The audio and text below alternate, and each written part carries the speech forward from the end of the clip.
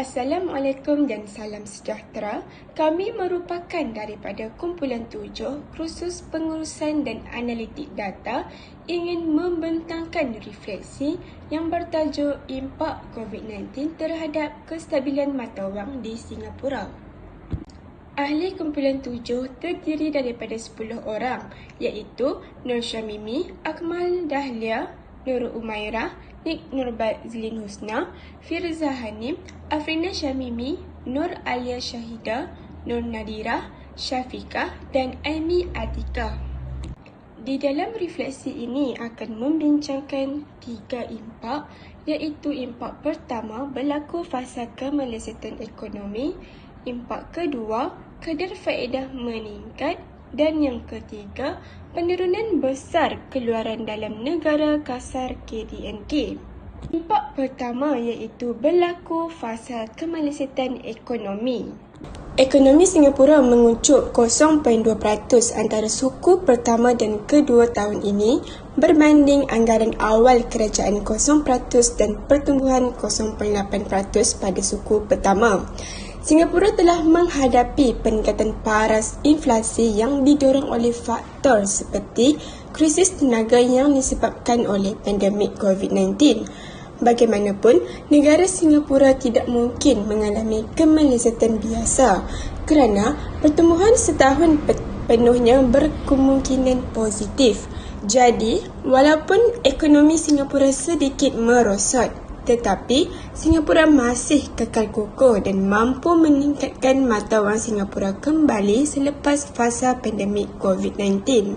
Seterusnya, impak kedua, kadar faedah meningkat. Peningkatan kadar faedah menyebabkan aliran wang dalam ekonomi berkurangan. Sebagai contoh, bank terbesar Singapura DBS Group Holdings menyertai institusi kewangan lain dengan menaikkan kadar pinjaman selaras dengan keputusan Rizab Persekutuan Amerika Syarikat. Peningkatan kadar faedah ini adalah disebabkan untuk mengawal inflasi. Dan akhir sekali, impak ketiga iaitu penurunan besar keluaran dalam negara kasar KDNK. Singapura yang memiliki antara ekonomi paling terbuka di dunia telah memasuki fasa kemelesetan untuk kali pertama dalam tempoh lebih sedekad.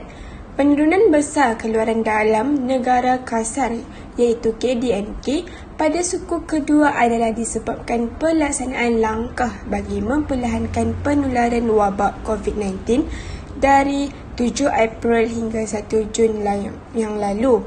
Penurunan tersebut disebabkan persekitaran ekonomi global semakin lemah di tengah cabaran seperti berlakunya inflasi dan gangguan rantaian bekalan yang berterusan. Impak pertama iaitu berlaku fasa kemelesetan ekonomi.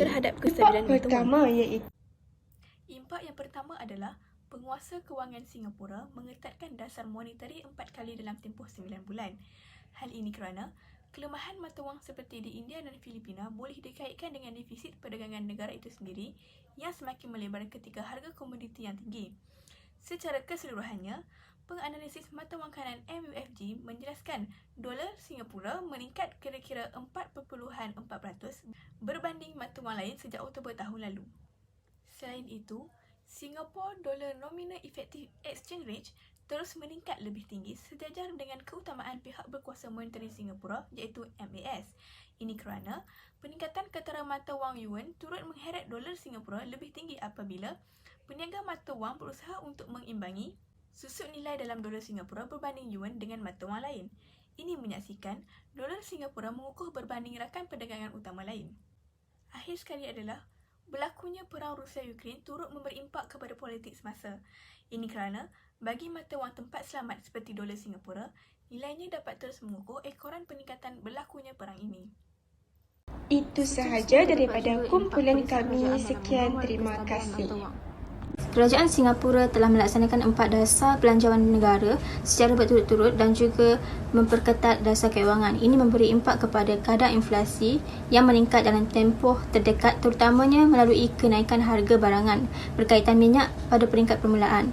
Yang kedua adalah risiko penurunan kepada ekonomi Singapura meningkat dengan lebih ketara. Hasil daripada konflik Rusia yang berlaku, ianya menyebabkan peningkatan harga minyak dan gas asli global kerana Rusia merupakan pengeksport utama kepada Singapura. Yang kedua adalah berlakunya gangguan bekalan komoditi rantaian global seperti gandum dan juga logam. Bank Rusia dan urus niaga yang berbentuk kewangan disekat semasa konflik berlaku dan ekonomi Singapura melonjak naik selepas COVID, iaitu kesan daripada dos pengkalat yang telah dimulakan oleh kerajaan Singapura semasa COVID-19 berlaku. Itu sahaja daripada kumpulan kami. Sekian, terima kasih.